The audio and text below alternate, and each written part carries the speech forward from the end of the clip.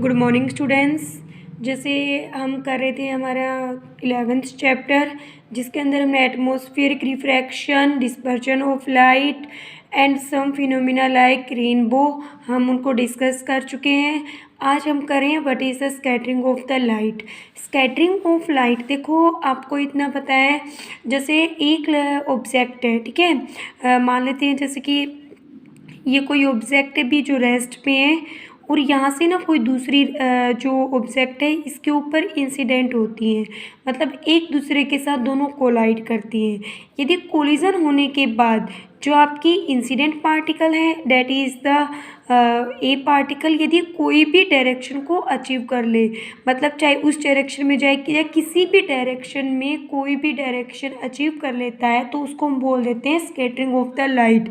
यहाँ देखो लाइट का हम फिनोमिना ले रहे हैं, मतलब जब भी लाइट किसी पार्टिकल के साथ कोलाइड करती है तो वो एनी डायरेक्शंस को टेक कर लेती है, तो इस प्रोसेस को हम बोल देते हैं scattering of the light.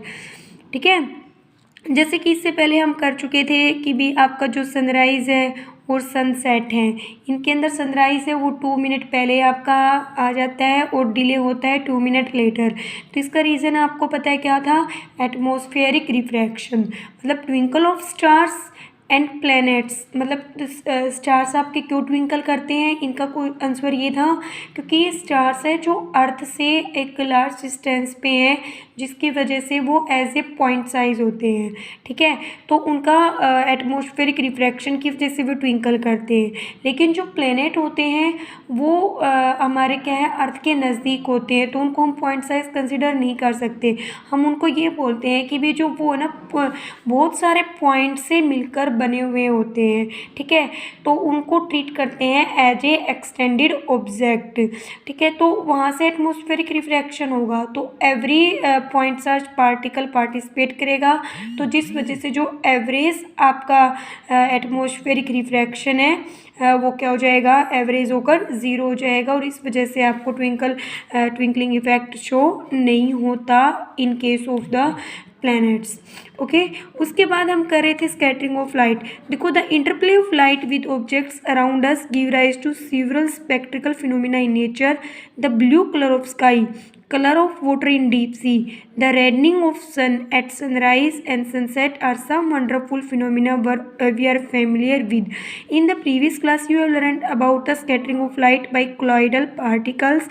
The path of beam of light passing through a true solution is not visible.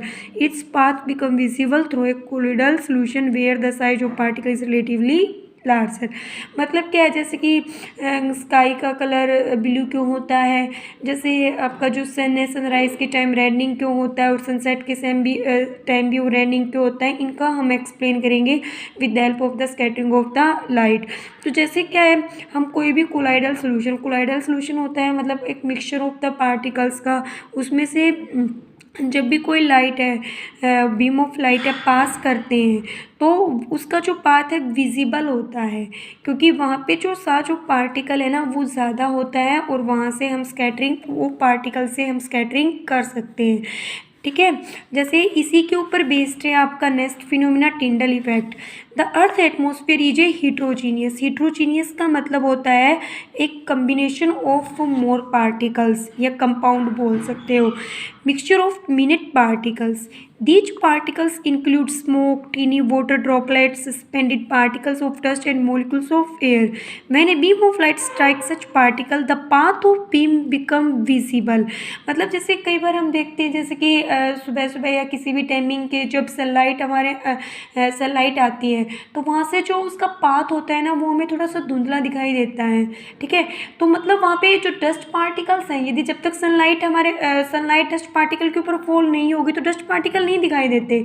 लेकिन जैसे हम देखते हैं सनलाइट अंदर आती है तो वहाँ ना थोड़ा सा मतलब स्मोकी सा दिखाई देता है, क्योंकि वहाँ पे हमें जो डस्ट पार्टिकल्स हैं उनका पाथ विजिबल हो जाता है।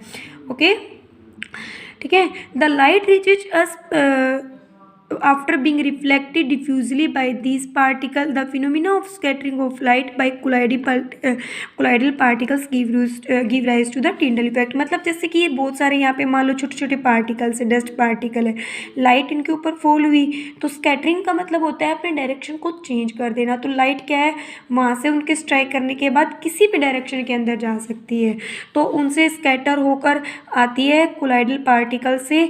तो इस इफेक्ट को हम बोल देते हैं Tyndall effect. This phenomena is seen when a fine beam of sunlight enters a smoke-filled room through a small hole. The scattering of light make the particle visible। मतलब पार्टिकल्स हमारे क्या हो जाते हैं, क्योंकि देखो स्कैटरिंग केवल तभी पॉसिबल होती है जब लाइट का और उस पार्टिकल का एक दूसरे के साथ एक्चुअली में कोलिजन हुआ हो। ठीक है, तो जैसे ही आपके क्या है कोलिजन होता है, तो वो पार्टिकल क्या लाइट उसके ऊपर फॉल हुई होती है, तो वो पार्टिकल हमें क्या हो जाता है, विजिबल हो जाता है। तो Tyndall effect can also be observed when sunlight passes through a canopy of a dense forest. Here teeny water droplet in the mist scatter light. The color of scattered light depend on the size of the scattering particle। अब हमने बोला कि भी उसका मतलब कोई भी direction ले सकता है।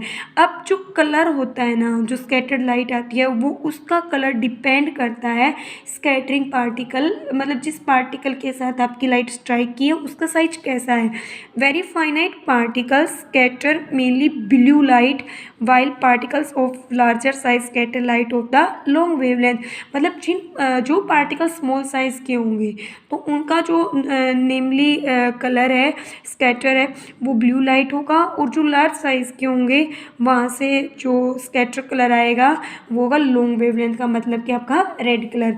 If the size of the scattering particle is large enough then the scatter light may even appear white. तब उस केस में मतलब स्कैटरिंग के पार्टिकल के साइज़ के ऊपर डिपेंड करेगा कि आपका कलर साइज़ का कलर कैसा है।